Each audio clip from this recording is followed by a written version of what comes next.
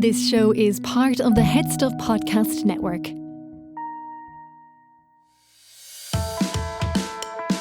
Hi, I'm Niamh Kavanagh. And I'm Gearoid. And you're listening to Agony Rants. Oh, welcome. Welcome, listener, to the show. We're a Eurovision winner and a comedian. Moi.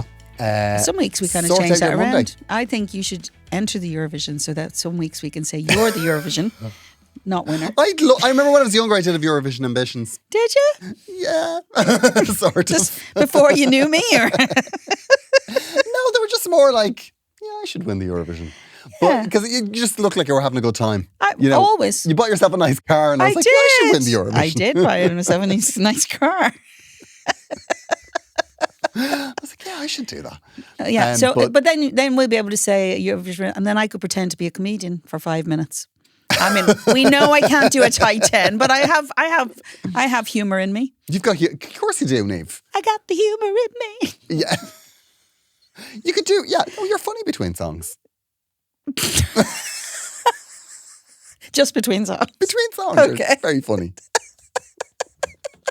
So you're fecking off to Edinburgh now. What's that all about? Niamh. I will say I'm grateful you're not going for 4 weeks this year. No, I'm only going for 2 weeks. First of all, I won't have to mop you up afterwards. And second of all, I'll miss you.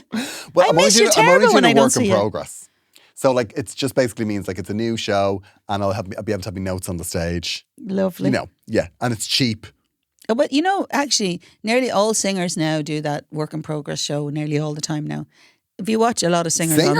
Singers, even people who are very famous, you watch them, they have their feckin' words up in front of them all the time. Yeah. It's a new thing. It's a new thing. And if it's not a big folder, which I like it's technology. They have their phone up or an iPad or some sort of auto cue. Yeah, like with an auto cue. It's happening all the time. And now I understand for the likes of Elton John and Rod Stewart, or maybe gone and passed it a bit. Now Rod didn't. But also, although he forgot the words and he made the crowd sing it. Did they? Yeah. Anyway, say nothing. I love that. I know. He's allowed. I do think, though, that if you're singing a song for years, do you ever forget the words of In Your Eyes? Mm-hmm. Do you? Yeah, of course it's happened. Because I'm not saying I'm not invested every time I sing, but sometimes you're in the middle of it and you're thinking, oh, did I close that door? Or did I really should ring, the chimney sweep tomorrow. And then suddenly you go, shit, where was I? Because sometimes you do it by automatic, right? Yes. And it's not that after 32 years, you can't say every single time that I sing that song, I'm completely present. Okay. Niamh, fair point. You don't need to explain yourself to anybody. I'm Niamh. 57. Do you understand me? I'm honestly surprised by that. I don't think I've ever seen you. Oh, I have seen you forget words. Yeah, I do forget words. I usually go to Swahili if I can help it. As in a language that nobody understands nor could care about. But I think I have discovered over the years, if you sing something with enough conviction, or commitment, people just say, oh, that must be the words. Sometimes when I see you singing in French, I'm just like... Oh, no, I never forget what I'm doing in French. That's not French. No, it totally is. Excuse me. Because usually when I'm singing in French, it's to Eurovision fans, and believe me, they know all the words. Yeah. I don't forget In Your Eyes during that. No, well, Niamh, of course you don't. Because I'm very... No, when it's highly paid, Niamh. No. I'll have you know that's not the only place I get highly paid. Anyway. No, but look, yes, of course you forget words sometimes. It just happens. Things. You're human. That's what makes it a live performance. Yeah, but you see, I love work in progress shows because I always have my notes on the stage, and it's all very loosey goosey. I don't know how I'm going to end. Yeah, but I'm going to Edinburgh next week. I still don't have an ending for the show. Are you hoping you're going to stumble over afterwards? Yeah. You're going to stumble over it somewhere. I'll be honest with you, that happens to me a lot in gigs. Yeah, sometimes you end. Sometimes the way you end is just like, oh, it's time to end. Oh. Well, we'll just leave it there. That's our time, people. I know. I do read the audience a lot in when I gig. I mean, I might have a set list, but sometimes I'll go, yeah, that's not going to work here. Or, I might go, well, I need to do this here now to liven them up. But generally speaking, I read an audience, and then I also sometimes tell them to feckin' wise up. I like to be the boss of the audience, and so you kind of go with the energy of it. I often wonder when you're doing a work in progress, you get to practice shows with people. It doesn't. Yeah, I don't get to do that because people know in advance it's a practice show. Yeah, they do. Yeah, Whereas, yeah. you know, I just have to go and do a gig and hope to God it works. I hope that, yeah, that's a bit scary. I saw Sophie Ellis-Bextor. Did you? Yeah. Like on the street or? No, I went to her gig. I like her. Because I was doing the Galway Arts Festival, and the same day that I was on, she was on in the big tent. Okay. So I was like, I'm going to go and have a little look. And she was very good. Now, do you know what's interesting about her is she really knows her crowd. Oh, no, she totally does.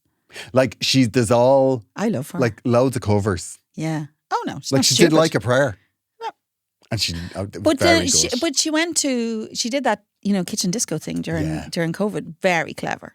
Very smart. But she is phenomenal. She doesn't. She was she doesn't brilliant. have to prove herself to be brilliant because she is brilliant. Yeah, no, absolutely You brilliant. know, I and was when you also- are, then you can do covers. I was Riley, staying in the same hotel as her. Did you get? Yeah, I Did saw- you befriend her? Did you try and get her onto the Didn't podcast? befriend her, but I saw her the next morning. Did you offer? Yeah, her? we were in the same queue for the breakfast buffet. Did you offer a role on Agony Ants or Ants? No. No. No. Okay. I was like, no, we have you, Niamh. She was very expensive. Yeah. Um, Was she in the deluxe section of the buffet? no, she wasn't, Niamh. She was plodding along with the scum like the rest of us. And do you know what the interesting thing is? She was very nice. She was very nice to everybody. Like when she was coming in, like, you know. Why would you find that surprising? No, she was just overly friendly. I thought she would have been the sort of person that, like, when she wasn't done up, she was like, she'd want to hide a bit. No, because But she was really like... No, I kind of get who she is. I'm a bit like that myself. When you're there, you know. And to be honest with you, the amount of times I get selfies taken at moments that I could look better. But she was lovely. Like, she seemed really nice. And I do not like a hotel breakfast. Have I talked about this before? It's a bit cold. Yeah, probably. But don't let it get in the way of you. Don't let me stop you. I just don't get it. Like, do you know what? They'd no peanut butter for a start. Ah, lads. No, but to be honest, not many buffets have peanut butter. Is it because of the allergies? It's the Nutella. No, Gets I'm in the not way into of it. They Nutella. always have Nutella. Yeah. I think So it can't be I think allergies. it's something to do with peanut allergies. It can't be because Nutella has feckin' nuts in it. Oh, does it? It's called Nutella. Niamh, I'm grieving. No, we're done with that now. We're done with that. It's not an excuse. But I tell you what I don't understand. I don't understand. It has not in the title. I don't understand the way you go to these hotel buffets and they're like, have you eaten with us before? Oh, yeah, as if that's going to make a difference. It's like... It's not going to no, make a difference. but it's like it's a pile of sausages on a plate. Like, we can work it out. A pile of sausages on a plate. If you say I haven't had my breakfast here before, they're like, oh well, we'll show you around. It's like, it's a buffet. No, like, what? the thing that kills me is they walk you to a table, right? And then which you can't sit at. No. Nor can you leave your stuff at it because obviously you don't want to leave your stuff. Right? Well, you see, this is the thing now. I always leave my phone because it's the only thing I have with me. You leave your phone unattended? Yeah, because I always feel like, well, I should leave something at the table because she's giving me this table, and then I leave my phone, and then I'm getting a buffet. And then you're stressed. And I'm like, I'm worried about my phone. Well, that's stupid. I hate hotels. I absolutely hate them. No, I think you should be thinking more about your life choices. What the hell is that about? I'm not a fan. But but Sophie Ellis-Bextor, I'll tell you, she likes a hash brown. Oh. Yeah. She's piling them up. This is not weird in any way. She had some fruit. Okay, this is not weird in any way. Yeah. Like literally a hash brown and some fruit. She's a couple of hash browns and she's some fruit. Yeah. And I said, you were great last night. She's like, oh, thank you. And then she sat down with her husband. That was the end of that conversation. Do you know what I'm going to say? What? Not a very attractive man. Oh. I was just surprised. He probably has a big surprised. charisma. Yeah, maybe. But he was wearing very, very ugly flip-flops. Well, that's confidence. Now, I'll be honest. He has Sophie Ellis-Bextor. Yeah, he's married to Sophie Ellis-Bextor. Now, I They've don't been mean together a long physically time. unattractive. I think it was the flip-flops were really... Putting you off? They were really off-putting. Could you see were the toes bad? No, the toes were grand, but they were just a very, like... Not what you were hoping for. They were almost Dr. Skulls. Oh, okay. Like I was like, they're not a man's... Orthopedic. They're not a man's flip-flop. Are you saying orthopedic? Yeah. They're a medical device for women is what those shoes Were are. they not Birkenstocks? No, they weren't. Okay. No, they were they had a bang of ASOS off them. I was like, no, she's getting a... Now she does an getting endorsement for Very or something like that. Oh, does she? So maybe she got it free. Oh, right, okay. Yeah. Come on. Okay, now, fair enough. You got to admire that. And he was only wearing them for breakfast, in to be fairness. fair. But I always thought he was quite quirky. she was also supported, and I do think I'm going to make a call on this. I do think this was a bad decision. Okay, are you? She was supported by Natasha Bedingfield. Oh, okay. Who was fantastic. Who is fantastic? Unreal. But I felt she did too long. Natasha. Yeah. I felt like she did an hour. So she wasn't support. It was 2 stands. It was very much... It was a... double header. Yeah. But it wasn't, because it was Sophie Ellis-Bextor on the poster. Like, if that was Julie J now doing that before me... There'd be a row. Oh, I'd be 20 minutes is your lot. I'd be cutting the mic. Yeah. You wouldn't be putting me on before you. Because I would not do a tight 10. No, Niamh, no. You'll always go on second. Can you imagine? Can you imagine if we were a double header? Oh, I'd love it. We could do a double header. I love going early. Me too. Yeah. Sometimes people say, now, do you mind if we put you on the first half, you know, so that other people can feel more important? In my head, I'm going, I'm delighted. Tell me there's not a group song at the end. Yeah, you don't need a bow. No, you don't need a bow. I'm happy enough. I can only 3 minutes anywhere I am. You can be in Castle Bellingham. Why do you need a bow? Be home with a cup of tea. Niamh, we have a follow-up. We have. Dear Niamh and Gearoid, long-time US listener here from Portland, Oregon. So, thank you for giving my Sunday evenings many smiles. Unfortunately, I'm happily retired and have no problems to submit. That's very hostile. That's just somebody getting in touch to say that their life is great. Very smug. Very smug. Yes. Writing because of Niamh's announcement before this week's throwback episode, I'm hoping that the time off isn't for Gearoid's dear boots. Unfortunately, it was. Oh, my little baby. I felt I had done a good deception, but clearly not. Oh, it was very sad. I know that's his news to tell, and Niamh was very graceful in saying, saying that things have interfered. Thank you so much. I listened to that. You were very graceful. Anyway, just so you know. I sent it to you for proof. And I listened. I want you to know I recorded it at the back of my car. I was glaring at kids running by, having a good time. Be quiet. Anyway, go on. Anyway, just to let you know, a fellow cat parent is thinking of you. Thank you so much. That's so nice. If you're just off having a high time at a posh resort, then never mind. Get your lazy selves back to solving some problems.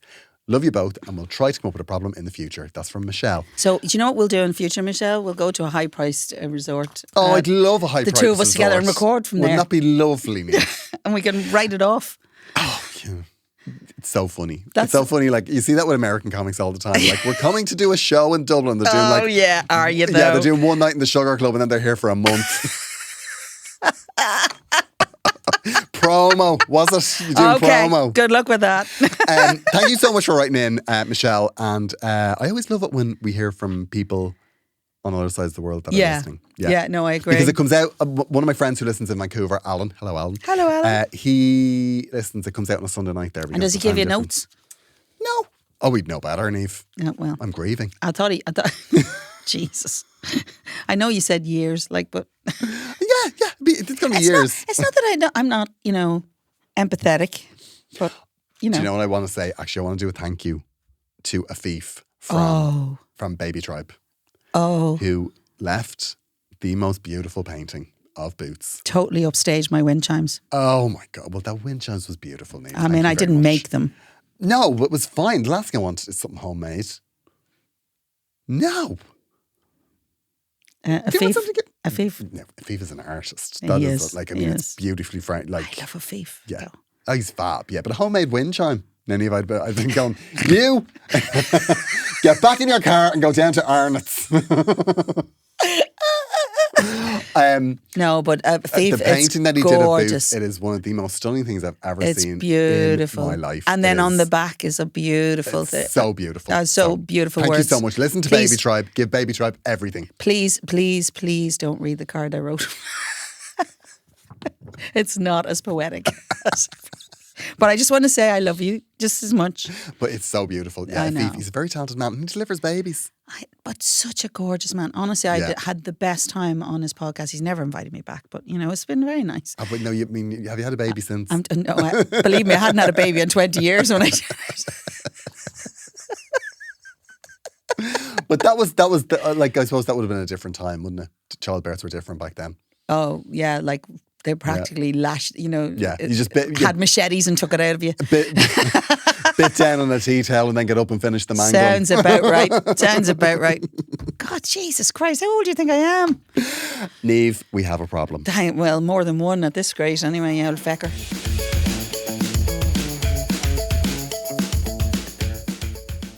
Dear Niamh and Gearoid, I love the podcast. Oh, You make me laugh out loud and occasionally feel like I've had a free therapy session. Well, I want to be very clear. I'm going to be honest. That's the sort of thing that sends a chill through me blood. It worries me a little bit because we aren't therapy. We aren't therapy. We're not absolutely qualified. Not. We're very clear. And also, we're not free. No, please let us not be free. You can subscribe to headstuffpodcast.com and pay us. Yeah. Cheaper than therapy. I never Cheaper thought. than therapy. Very cheaper. Yeah. Go on. Deservedly so.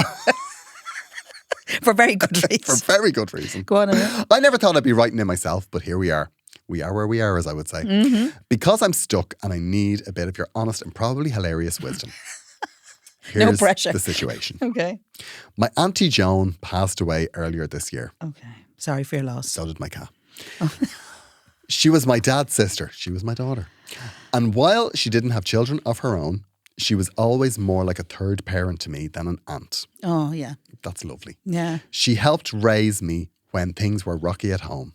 Let me live with her during college when I couldn't afford rent, and generally just showed up for me in a way most others didn't. We were incredibly close.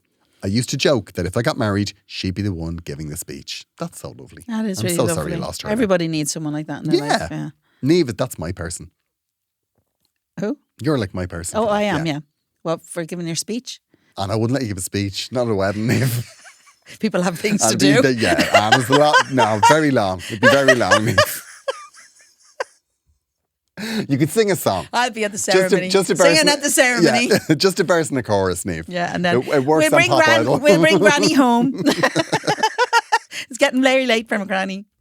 Anyway, I am your person. Go on. When the will was read, it turns out that she left the bulk of her estate to me, a decent amount of money and her small house. Okay. The rest of the family got smaller bits and pieces, which didn't go down well. One cousin didn't even say goodbye after the funeral. She just walked past me like I'd personally emptied her bank account. Uh-oh. Uh-oh. To complicate things, Aunt Joan left a letter with the will, saying she hoped the inheritance would give me a life you've always deserved, and that she trusted me to use it with kindness and intention. That's it. No specific instructions. Now I'm being guilt-tripped from all angles. Some family members think I should do the right thing and split it evenly. Now, you don't have to do that. Good luck. We're not even going to get the end of this and we're going to say, do not in any way do that. I would say No. order a couple of pizzas. That woman knew what she was doing. They've had their lot. Good luck to you. Or others are just being passive-aggressive and icy. Good. I know she chose to leave it to me for a reason, and now I feel like either I honour her wishes and upset everyone, or keep the peace and ignore what she wanted. Also, I'm not rich. This money could really change my life. Help me buy a home, get out of debt, maybe even take a break after a very rough few years. But I feel riddled with guilt and afraid I'm going to look greedy, even though Aunt Joan clearly wants to give me this gift. So, what would you do? Am I being selfish for keeping it? Or am I just carrying out her last wishes, even if it makes me look like the family villain? Please help me unpack this mess before I lose sleep and possibly a new kitchen. Much love, Katie. Katie. First of all, your aunt was of sound mind and therefore she has said what she wants. You had a very special relationship. And I don't think anybody can deny that. You know, Yeah. were they all living with her, looking after her, being involved in her life? No. But whether they were or not doesn't make any difference. This is clearly what she wanted. So do not allow them to put on expectations to you. That's the end of that conversation. That's it. I mean, I understand where you're coming from because you'll be feeling guilty and people will try to make you feel a million things. The truth is, there's a reason she's giving you this money. So use it and have a good life. And if these people cannot want that for you, then that's really sad. Really sad. And I don't care how much money you give them, it will never be enough. Exactly.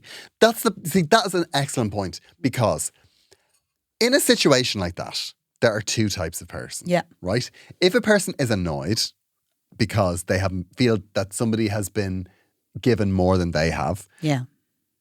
fine.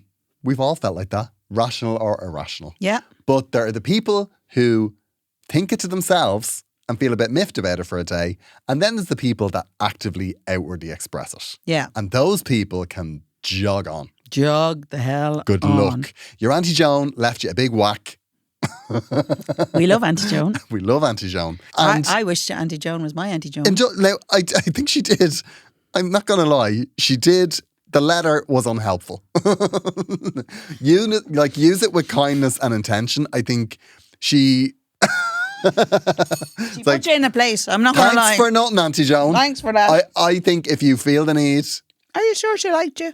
Sorry, I mean a bit of a- If you feel the need, get a marquee and get a few pizzas and slop it out to the rest of those people that are giving out about you. Do not do that. But do not do that. I don't think you need to do that. I really, really don't think you need to do it. I think the die has been cast.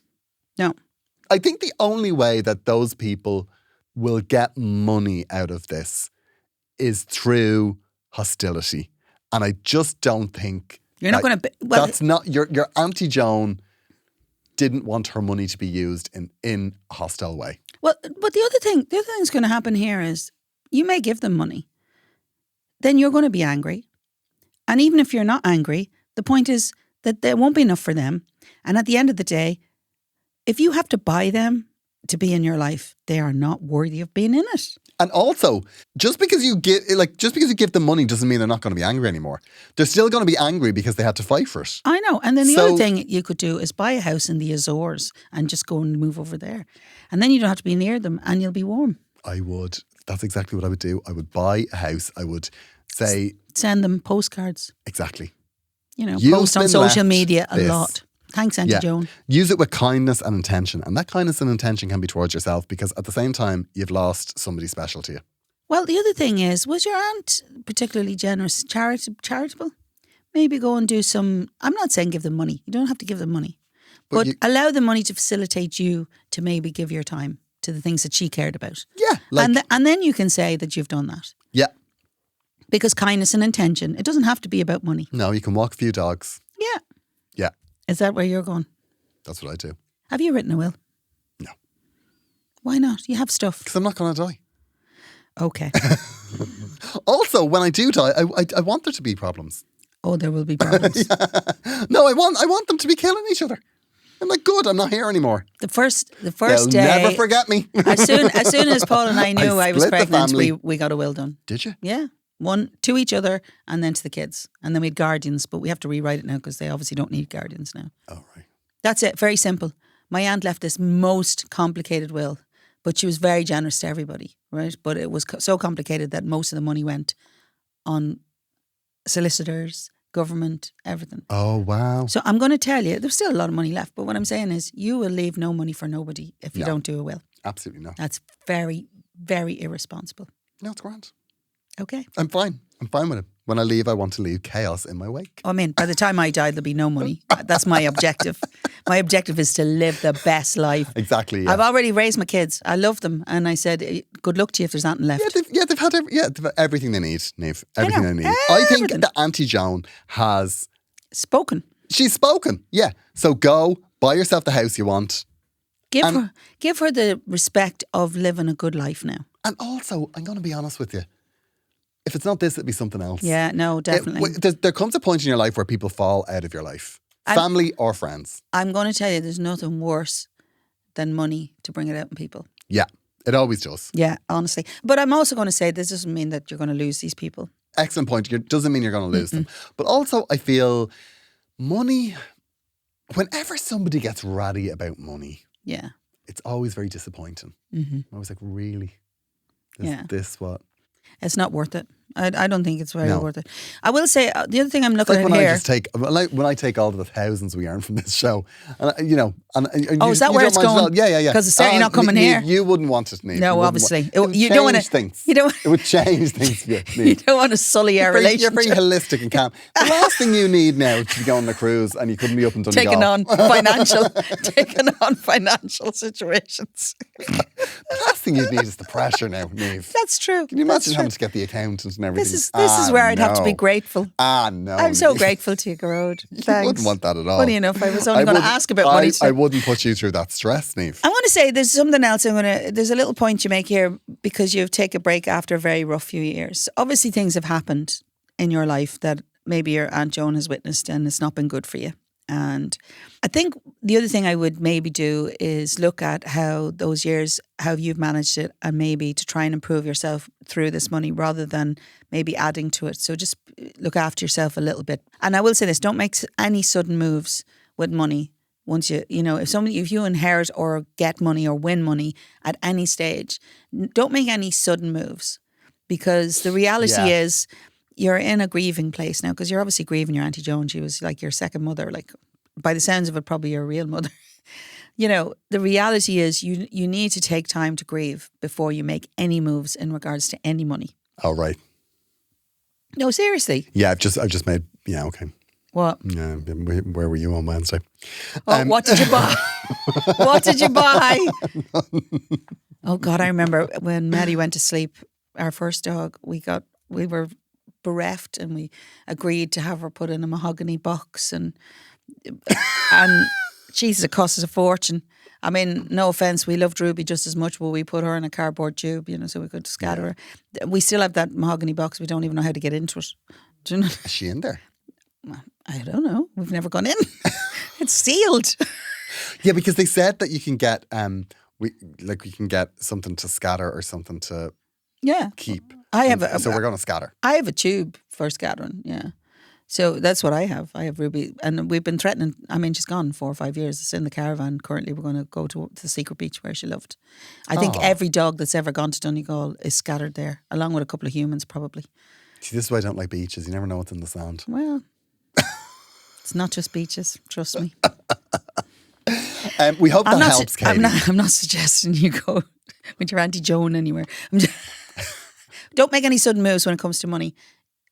Any decision you make now won't be good. Slow but sure. But you have no responsibility. There will be the times when you go out and you have a couple of drinks and you think, you know what I'm going to do? I'm going to give them all a share. I'm going to don't do it.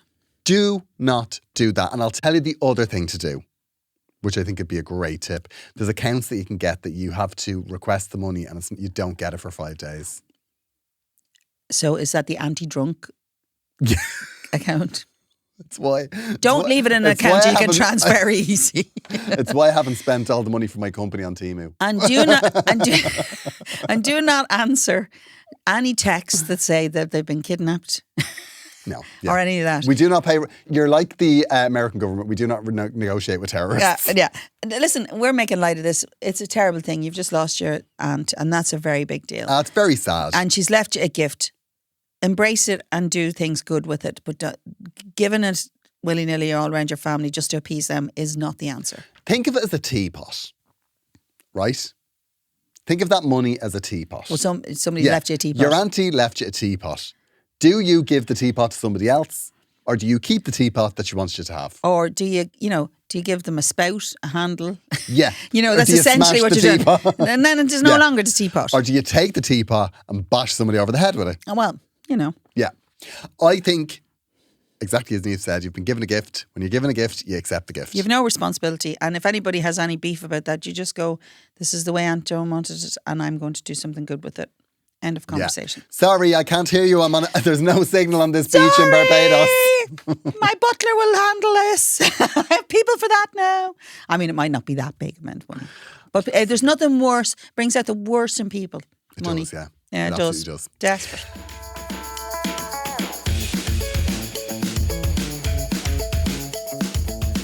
Dear Niamh and Gearoid, I'm writing to you from New York, where your podcast has become my daily subway companion.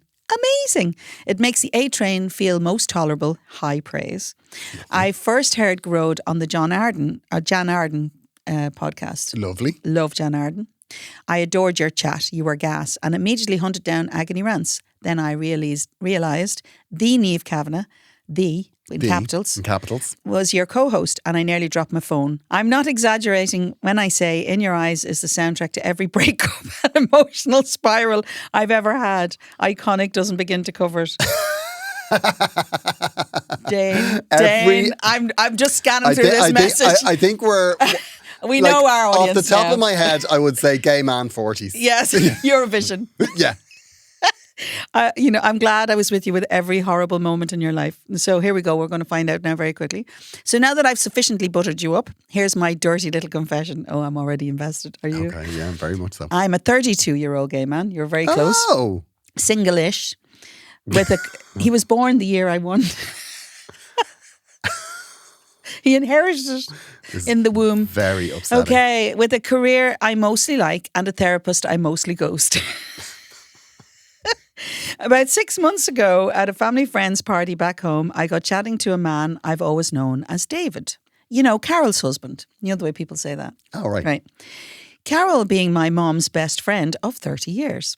We had one of those how did I never notice you before moments that quickly turned into drinks, then texting, then a secret hookup when he was in town for work. Sweet. Light of Christ. I'm so here for this. It was supposed to be a one-off, but it wasn't. We've been seeing each other ever since. It's emotional, messy, and completely under wraps. God, in your eyes must be worn out. I can't wait to get the PRS from that. No one knows, not my mom, not Carol, not even my therapist. Okay, maybe that's on me. And while I know this is a complete disaster waiting to happen, I can't seem to stop. It's passionate, oddly comforting, and yes, I know, wildly inappropriate. Yes. Here's the thing. I mean... We're not even at the thing yet, right? And I'm already in love with this. This is very dangerous. Okay. I think this is our dodgiest one yet. Yeah, okay. Wow. Here's What the age thing. is the man? David says he never felt disconnected to anyone before. He claims his marriage has been dead for years and that he's staying for practical reasons. I want to believe him, but I also know the cliches. Meanwhile, every time I go home and see Carol laughing with my mother, I feel like a total piece of trash. So here's my question. Nail on the head. Okay, you ready? Am I a homewrecker? Yeah. A fool? Sort of. Both? Possibly. Yes. Should I come clean and blow this whole thing up? Absolutely not. Or ghost him before it all goes nuclear. Also, is it ever actually possible that a relationship born from an affair can become something real? Or is that just another lie we tell ourselves while hiding in hotel rooms? Oh. Wow, this is like a CSI episode. This is how it begins. Thanks for reading. Love the pod. Please be brutally honest. I deserve it. Yours in shame and Eurovision, Dane Komeski. Dane, take In Your Eyes Out and play it on repeat. And I'm going to tell you, follow it up with It's For You because I could do it with the PRS. But this? No. I think this is dodgy. In what way? Out of all of the situation, I was trying to think there. I mean, we've had plenty dodgy. We've had dodgy. We've had dodgy. I don't know if we've ever had mom's friend's husband. Because whatever about work situations. This is right up close and personal. The best friend of a woman that's cheated on has a certain role in this. Do you know what I mean? Like the best friend of a woman that's cheated on is their protector, the front line. But to find out that it's her son. With her husband. That... I mean, there's a lot to unpack. I'm going to be honest, I do not think... This is going to end well. In this situation, I do not think that she will be on your side in this. Whose? The mother. Nobody's going to be on his side for this. Yeah, no, you're right. And actually, I'm going to be on your side, Dane. Dane, you are looking for love. I understand that. Or something, right? But the truth is, this is not the place to find it. I'm not saying you can't have an older man. Those I'm not daddy even issues saying elsewhere. I will suggest not ghosting him, but tell him outright it's done. Yeah. And he better take it to his grave, whether he comes out or not. Because if he doesn't take it to his grave, it's going to destroy everybody. And I'll guarantee you, he doesn't want this out either. He doesn't want this out. But if in the event that he does come out, this will be denied. You need to deny from down the highest ground, unless he has photos. And if he has photos, you have been very remiss. But I'm going to tell you, But I'm going to tell you, deny from the highest thing, because you will risk losing your mother. Yeah. More importantly, you will risk your mother losing her best friend, and you need that. Otherwise, you are going to be her primary carer for the rest of your life. And she won't make it pretty for you. That is a very interesting relationship. Your mom and her best friend. Oh, it's sacred. It's very sacred. And it predates you. Oh. In every way. I don't care. I don't care if they've only met 2 years ago. If she's the bestie, it's all over for you if that you get in the way of that. More than if you get in the way of a husband, a lover, anything. It will not matter a jot. A best friend is a best friend 100%. And if it blows up their friendship, you better believe it'll blow up your relationship It with your mother. will rain down upon you. Yeah. Rain down. But more importantly, are you living with your mother? No, you're not. And it sounds like you're living away from your mother, possibly. Because yeah, hold on. You can't be local. Every time I go home and I see Carol laughing with my mother, so, okay. I don't know how local you are, but here's the thing: your mother's best friend fulfills a role that allows you to be out in the world that you don't even know about. Yeah, and you do not want to mess with that. Now, Dane, I get it. I get what you're looking for here. You're looking for the excitement, the little bit of frisson. There's a lot to be said for that. We understand that. And the thing about it is, we know in those the lure. situations, he is sneaking around. Yeah, I don't care what anybody says. Don't want him to make a mistake. The other thing I'm going to say is you're not a homewrecker on your own either.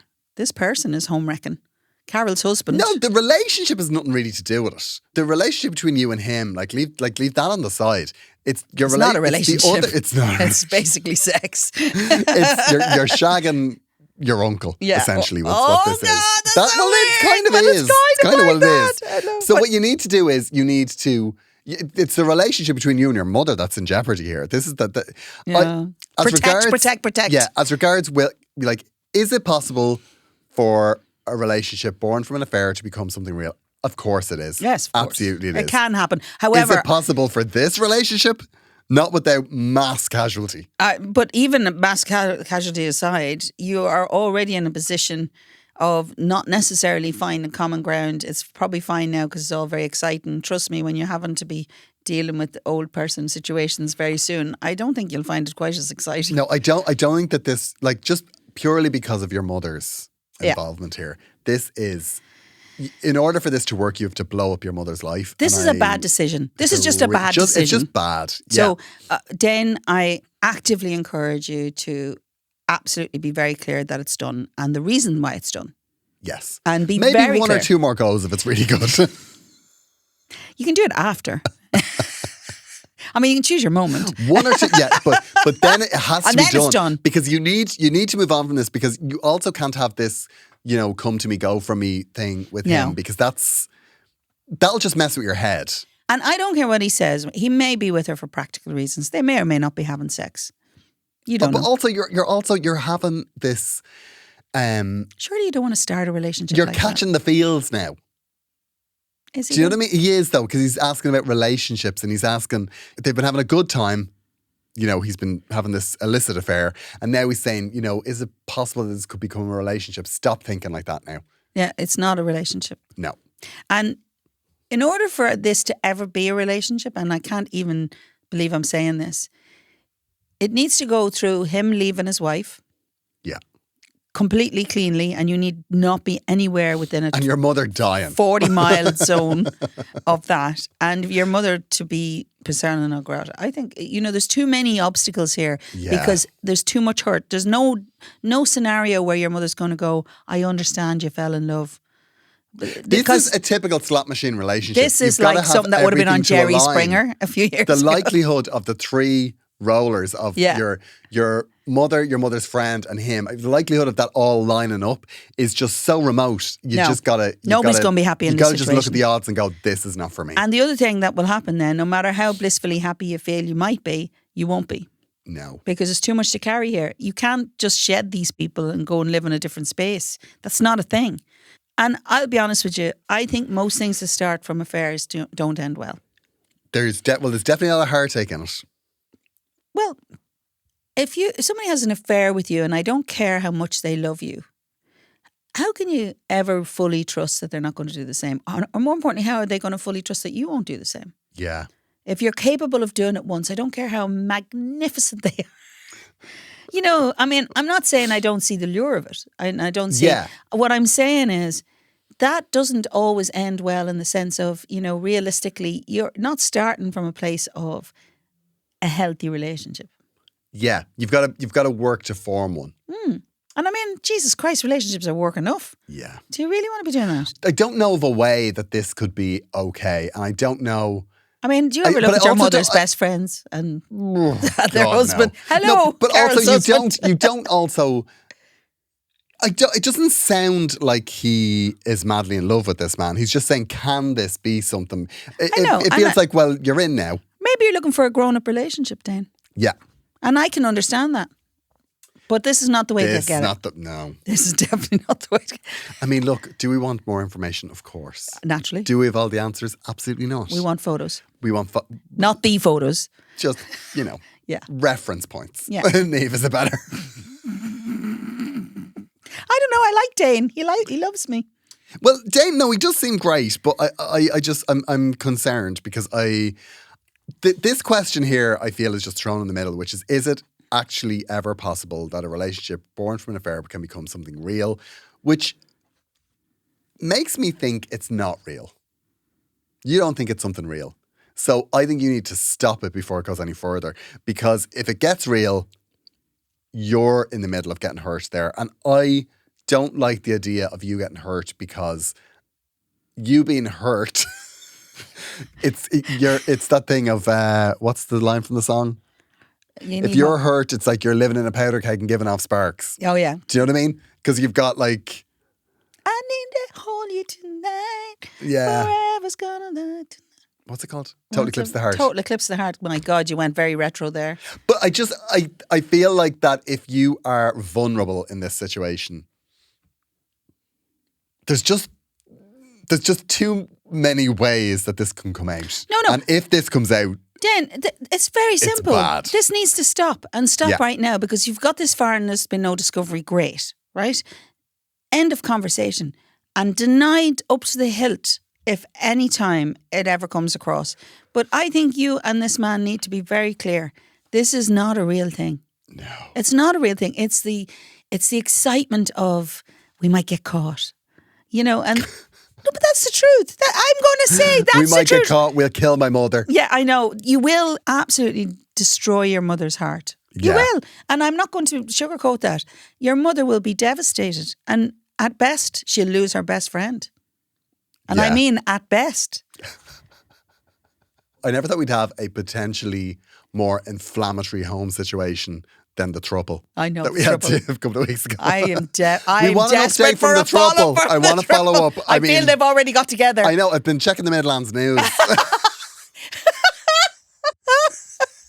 I want to know about the throuple. I think even Dane wants to know about the throuple. Everyone wants to know about the throuple. But listen, Dane, I mean, people are stopping me in the street about the throuple. Anyway, but I'm going to tell you, Dane. Back on the apps. Yeah. Get yourself a new man. Yeah. And, you know, obviously you're enjoying the more mature, steady gentlemen. Yeah, gentlemen. Listen, and they're 10 a penny. I know. Listen. It's not like That's not true. You know, when they get to a certain age, it's harder to get them, you know, the older man, because men... Oh, no, that's only for women, because basically men die faster than women.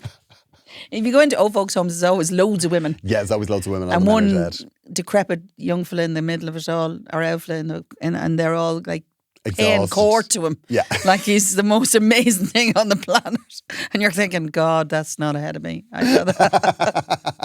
I'm holding on to my old man. Niamh, it's been wonderful to chat to you. I know, it's been We've had a lovely time. Gorgeous. Have I helped you grieving in any end? Yeah, you have, sort of, yeah. I'm not as rageful as I was. Mm-hmm. Yeah. I'm going to drive home now. I'm going to like look out the window and everything. I'm not just going to put a blindfold on. While you're driving? Go into traffic. While you're driving? Okay. Do I need to get you home? No, I'm good. I'm very measured and zen this week. Are you though? You know. Okay. Outwardly. Luckily, your eyes are not laser beams. Outwardly. You can't kill people on sight. Thank you so much for listening on this lovely Monday morning. And we're sending you all the best love. Honestly, the best love. And I'm looking for good resolutions on our problems today. Yeah, we want to get some follow-ups, please. We'd love them. agonyrants@gmail.com if you have something you would like to share with us. Headstuffpodcasts.com is where you can go to subscribe to Headstuff Plus. And come see me in Edinburgh, if I'm still in Edinburgh. if there hasn't been an explosion. What? If I haven't, lost the head. Self-destruct. Yeah. Gearoid was last seen heading into the assembly rooms with a can of petrol. Make it stop. Make it stop. Anyway, we wish you the very best, and we'll be back in next week. Next week? Yeah, And we'll chat to there you might then. even be a vintage or two in between. Who knows? I It's know. always a surprise. The great mystery of the vintage world. God, if only we could look at a calendar. I know. We'll chat to you next week. Bye.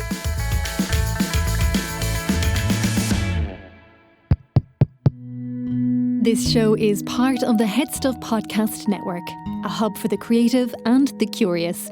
Shows are produced in association with Headstuff and the Podcast Studios Dublin. Find out more or become a member at headstuffpodcasts.com.